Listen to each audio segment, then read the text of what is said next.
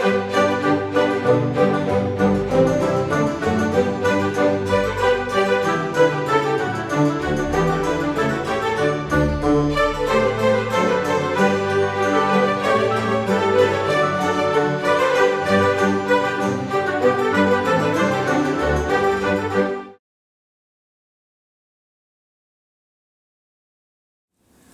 it going, everyone, and welcome to another episode of Cooking with John. As you can see, we have the fireplace going right here because it is kind of cold tonight since it's raining, and it is a perfect night for me to introduce you to a dish from the city of Cremona in northern Italy in Lombardia, where I lived for 15 years and that I absolutely love. Marubini brodo, which translated would be some sort of how you say, I don't think there's a real translation for Marubini, but the closest thing would be tortellini in a soup made of 3 meats. However, like I said, this dish originates from the city of Cremona, which is the birthplace of Antonio Stradivari in the northern part of Italy, in Lombardia, and its foods in that region are just beautiful, exquisite foods. You have salame di Cremona, you have tortellini, you have la patuna, which I'm not going to get into right now. It's another type of dish. It's a cake made of chestnut flour. However, I'm going to be making more episodes in the future introducing these dishes. And if you ever get the chance to make it up to northern Italy, visit the city of Cremona. It is something breathtaking, I tell you.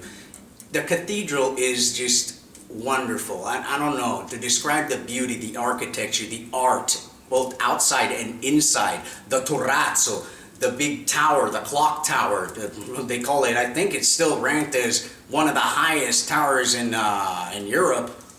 That is just something that you have to see. Me and my friends just walked in there into the cathedral. Even though we're not religious, we used to love to walk in there and witness the Mass. Seeing the Mass taking place, the frankincense burning, the whole ritual going on. It's just wonderful. Walking the streets at night when you got a foggy weather and maybe it's snowing. The snow over there, it turns the whole landscape into something out of the fables. It's beautiful. The River Po. Beautiful river where people go fishing. You can hang out with your friends too, have a few beers. It's just something wonderful. However, like I said, tonight we're going to be preparing Marubini brodo. So, let's go to the kitchen. Let me show you the steps on how to prepare this dish.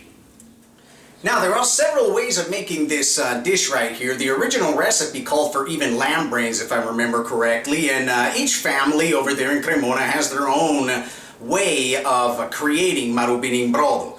I'm going to make it my own way. Since I'm over here in America and I lived over there for 15 years in the city of Cremona, I think I have some hearsay on making my own version, right? So, excuse me if I might get a little bit untraditional on you, but hey, it still will come out tasting great, and I strongly encourage you to try out my Americano Cremonese version of Marubini brodo. I have chuck roast. This is about 1 pound, but I'm going to cut this one in half because I'm going to be using 1/2 for my Marubini filling and the other half for our broth. So this 1/2 that I have here, I'm going to place it inside this bowl where I only placed a mirepoix here, some celery, some onion, and some carrots. And then we're going to cover it with red wine. Gee, that should be good. Let me just get in here, mix all these together, submerge this piece of meat in the red wine. Alright, that's enough. We're going to let this marinate. You could go overnight. I'm just going to let it marinate for a few hours, maybe 4, while we prepare our soup broth, and once that's ready, we'll move on to the next step. So in the meanwhile, I'm going to go place this in the fridge to marinate, and I'm going to start preparing our stock. Don't worry about me not giving you the exact amount of each and every single ingredient here. Just follow the steps that I'm going to show you, and I will post the recipe below in the video description so you can read it, you can print it, and you get a whole idea of what the exact ingredient amounts are to create this dish. So, let's move on to the next step now, shall we? Alright, so to prepare our stock, what we want to do, I have a 1/2 pound right here of pork meat. This is pork shoulder. Then the original recipe calls for pork loin, but hey, whatever pork you got works. So we'll put in the piece of pork shoulder here, together with the ½ pound of beef that I had from earlier. And I have this chicken right here. Same thing, about ½ pound.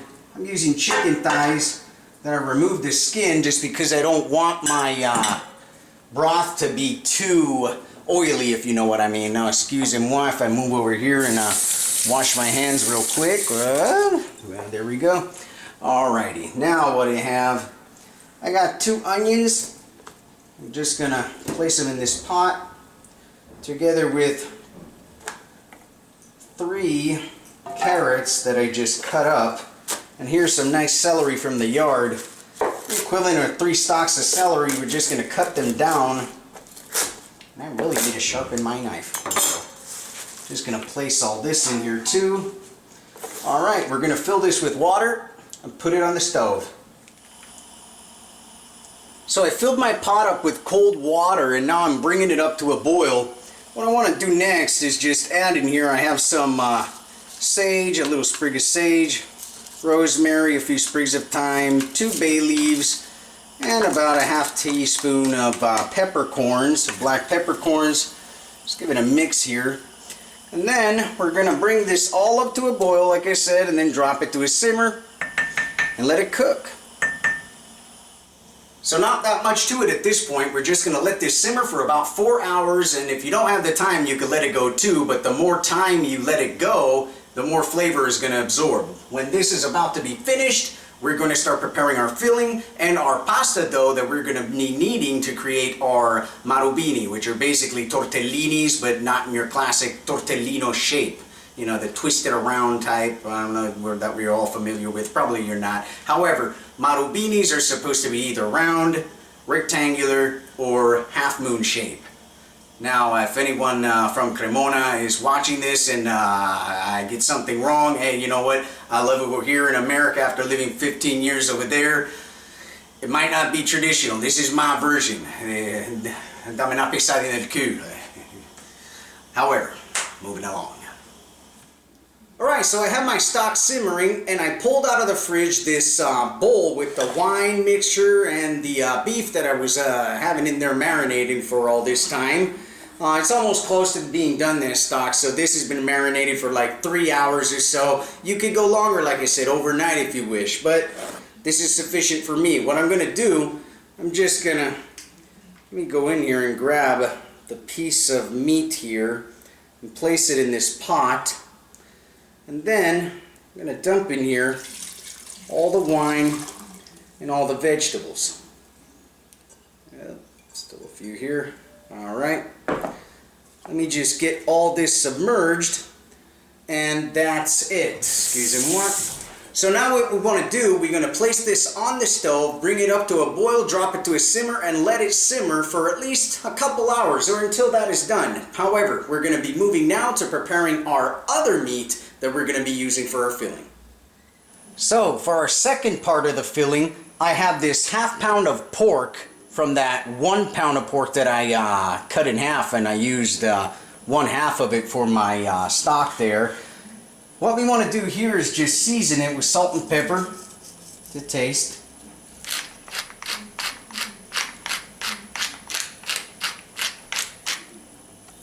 Both sides.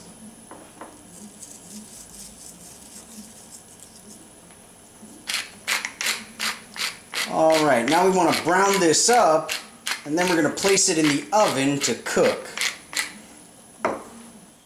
Okay, so I have my pan nice and hot right here. What I want to do, just add a dash of extra virgin olive oil in here. And then we're going to grab our piece of pork and brown it on all sides.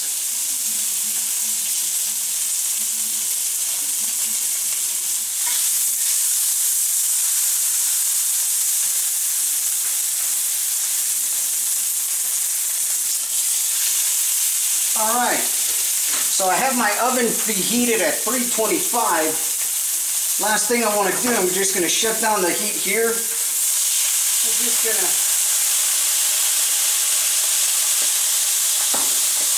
There we go. bathe this little piece of pork with some white wine.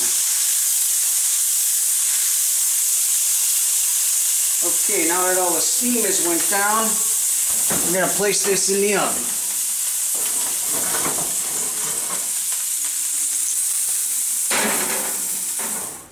Alright, like I said, oven preheated at 325. For this size of small roast, a pound, we're just going to let this go 35 to 45 minutes. You want an internal temperature of 145, then we're going to shut down the oven and we're going to let this cool. In the meanwhile, we have our beef over there simmering in that wine. Our stock is still cooking.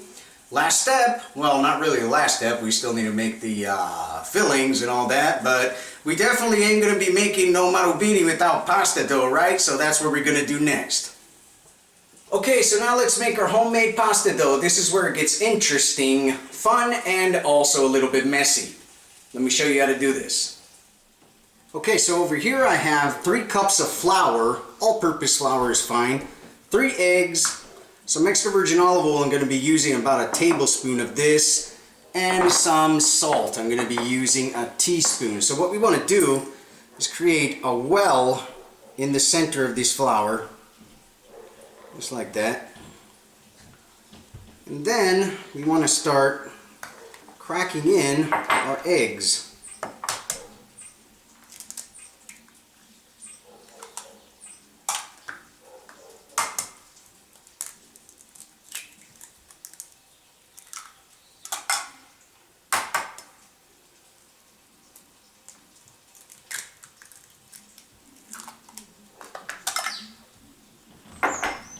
I'm going to add some extra virgin olive oil in here,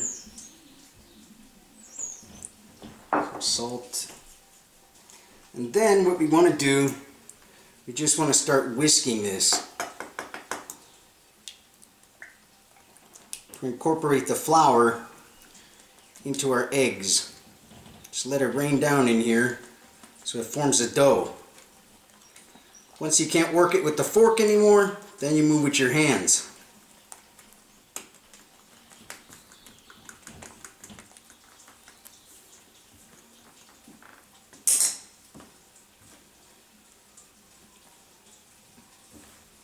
There we go. Let's get that flour all incorporated into this dough here. Keep working it. Once it starts forming a nice sticky dough, start kneading it. Collect all that flour. You want to knead this for at least 10 minutes to form a nice ball.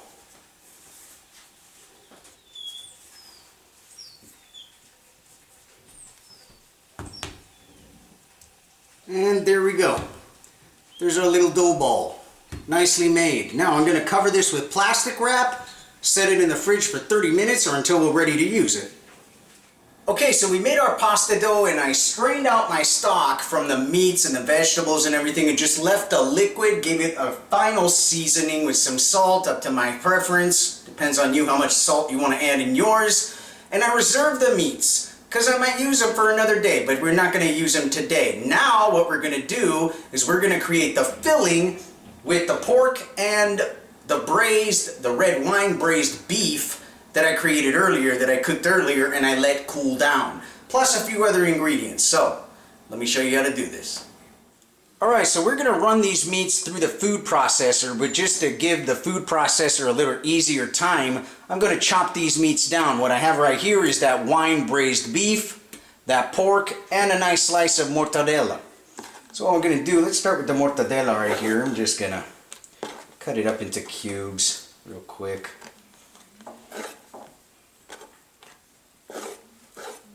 It doesn't have to be nice, just, you know, just chop down a little bit so the food processor has an easier time in processing it. And while we're cutting these meats, we're just going to place them in that bowl there. Same thing here with our pork. Nice.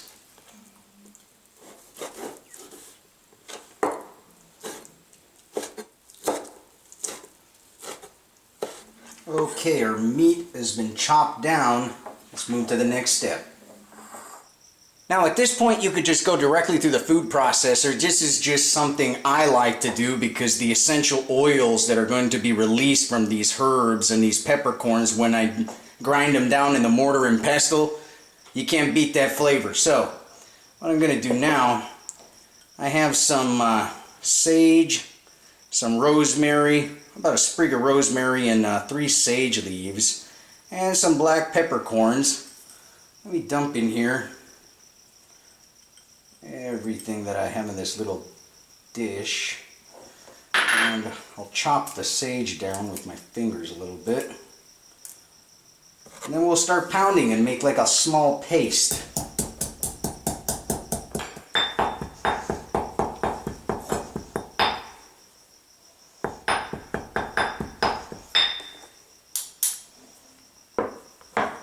That's nice. You can just smell it as you grind it, all those essential oils being released. Beautiful. We're going to add this to the food processor along with the other ingredients. Alright, so let's make our filling. What we're going to do, we're going to add all this meat to the food processor here. Oops, one fell on the floor, no worries. Okay, now we're going to close this up and just grind everything down.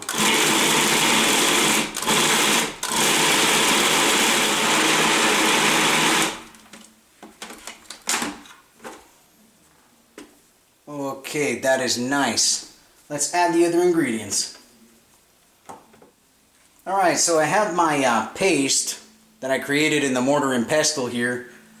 We're just going to add this to the food processor together with 1 egg.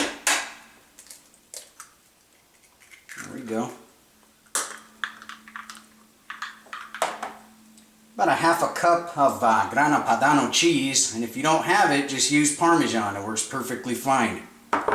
Alright, let's give this another mix.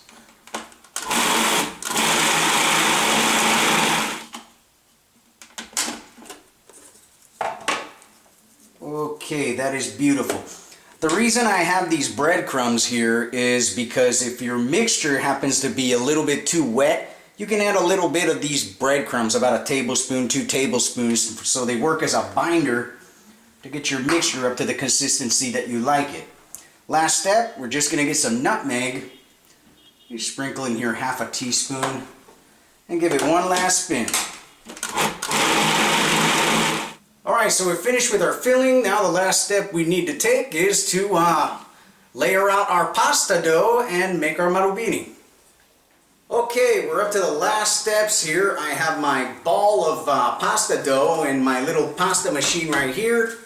We're going to start creating these marubini, so let's get to it. So we're going to start off with portioning this big ball of dough. I'm just going to cut it down into 4 portions. You might not even use it all. If you have reserved dough, go ahead and place it back in your fridge and use it for another day. Right, we're going to start off with one of these balls. I'm just going to press down on it. There we go. I'm going to set my pasta machine to the highest level, or the lowest level. Usually on pasta machines, the lowest level, meaning 0 in this case, is the thickest type of pasta that it's going to give you. The higher, the thinnest. So we're going to run this through until we get to the thickness that we want.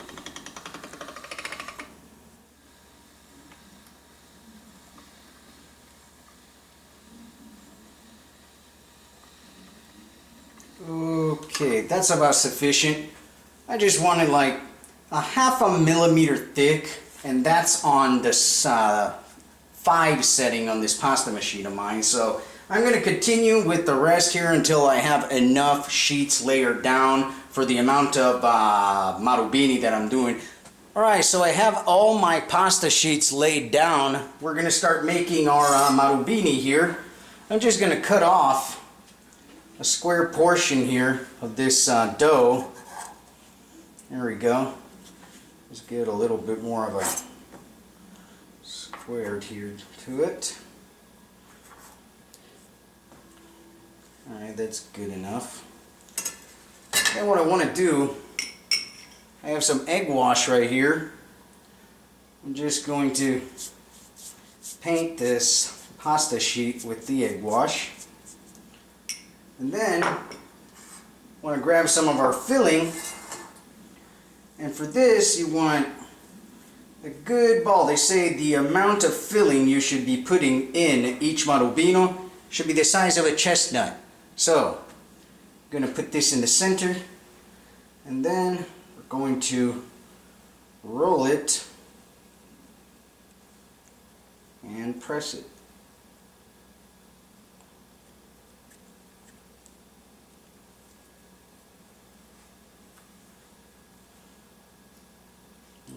Okay. Alright, now that we're done with this, we're just going to square it off a little bit just to make it nicer.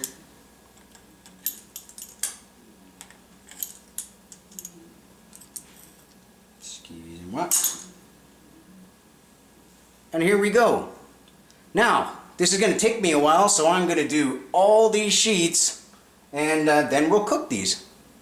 Alright, so after working like a donkey and flouring myself up pretty well, we finished our Marubini right here, and now we're going to cook them. So let's move over here to the stove where I have that broth simmering that I strained earlier, you know, that 3 meat broth that I created at the beginning.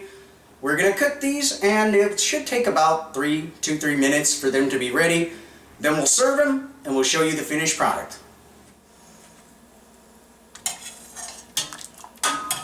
Alright, let me get a look again at this beautiful broth here.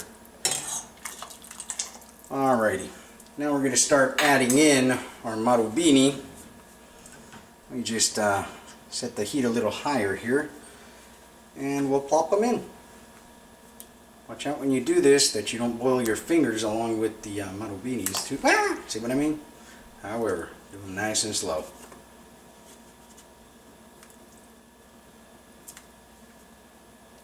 Alright, last one in. We're going to let these cook, and then we'll show you the finished product.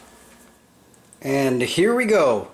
Our beautiful bowl of Marubini alla Cremonese, or Marubini in Brodo. So, we're finished up with these Marubini. We're going to get to eating them. I hope you enjoyed this episode of Cooking with John. Join me next time again for another beautiful dish that we're going to cook up. What it's going to be, I don't know. It might be completely random. Might be another dish from Cremona. However, stay tuned. Till next time, I'll see you.